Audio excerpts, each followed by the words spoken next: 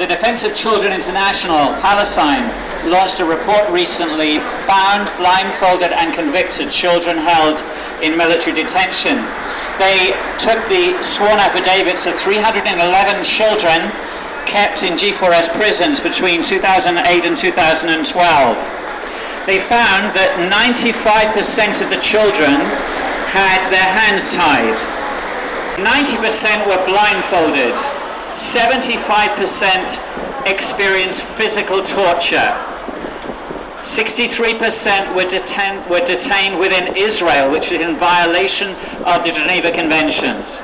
60% were arrested between midnight and 5 o'clock in the morning. 58% made confessions during interrogations. 57% were threatened. 54% were abused verbally.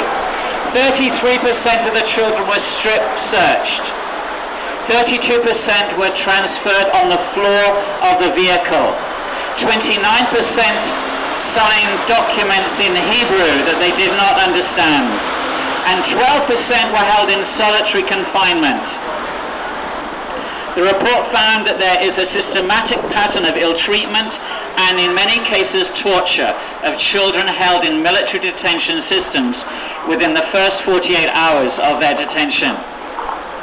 I visited some families near Bethlehem recently. We listened to children as young as 12 explain their experience of repeated child abuse at the hands of Israeli soldiers.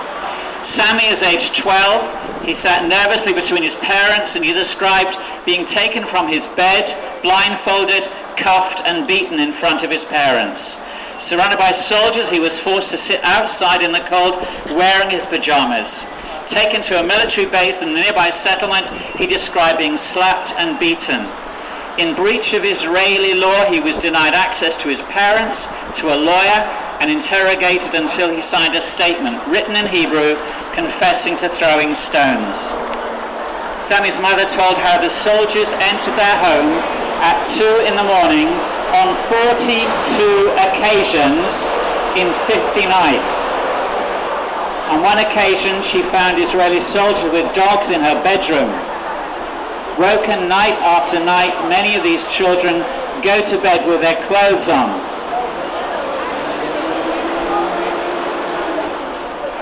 The British government sponsored a report by the UK lawyers, Sir Stephen Sedley and Baroness Scotland, a former Attorney General, published last year.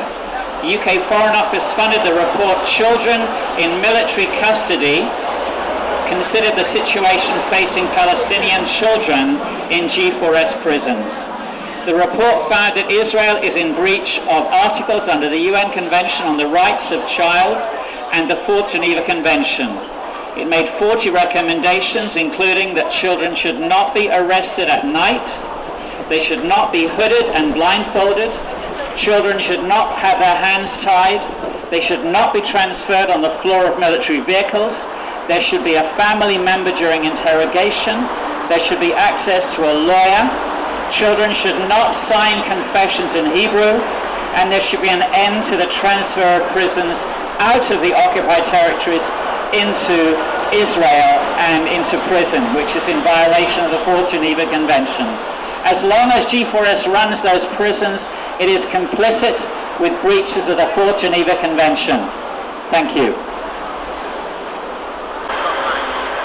As well as providing services in the Israeli prisons where they torture people, including children, and that's been widely documented.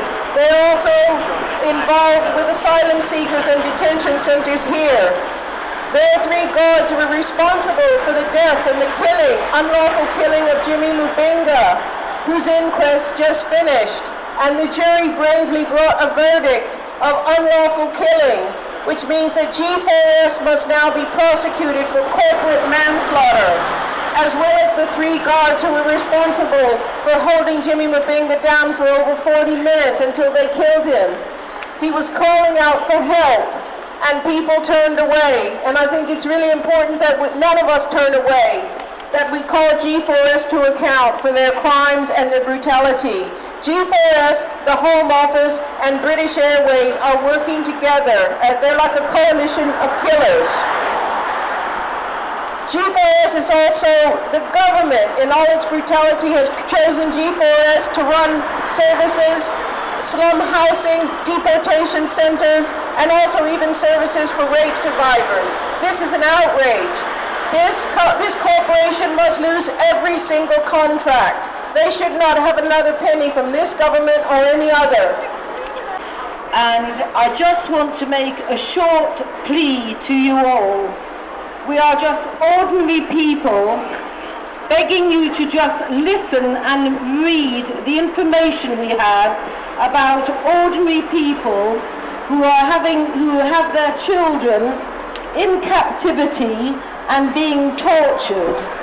This is not just a political issue. This is a matter of human rights. We are complicit in what is happening if we do nothing. We must do something for these children. And it is a plea to all of you, mothers, fathers, grandparents, siblings, please listen to what is happening, because what is happening through G4s within Israeli prisons is one of the most shocking things that is going on in the world today. Thank you. They are 16, 17, 18. They are innocent, they were tortured, and under confession, they said they threw stones. They are condemned now, if they lose, to 25 years in jail. 1 year for every stone that they are supposed to have thrown and which they didn't throw. These boys are innocent, they are in G4s jails, and they are still being tortured, still kept in solitary confinement in the occupied territories of Palestine. This is unjust, inhuman, and cannot continue. That is why we are here today, and this is the G4s headquarters. You all know who they are. Okay, there's theft taking place in the Middle East. People's land is being stolen, their water is being stolen, all their resources are being stolen, and our government is not only indifferent to this, it is actually complicit. Companies that cement the occupation of the West Bank, that assist with the settlement building and provide services for the settlements, are allowed to operate in this country, are awarded your money, public money, even though they're assisting with this brutal occupation and this theft. It is time our government realized that they are complicit in the massive injustice that is taking place in the West Bank, in Gaza, and all over Palestine. Companies that are complicit in the brutal occupation are G4s. It occupies offices on the 5th floor of this building, and it also operates in the brutal prisons in Israel and the West Bank. It is complicit in the torture of children. It is complicit in the death of a young man, a 30-year-old young man who was recently arrested, and within 5 days, before he could be charged with anything, he was dead in an Israeli prison under Israeli interrogation. Her spirit will never die.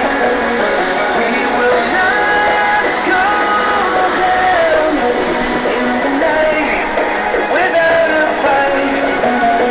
We will not go down in Gaza tonight.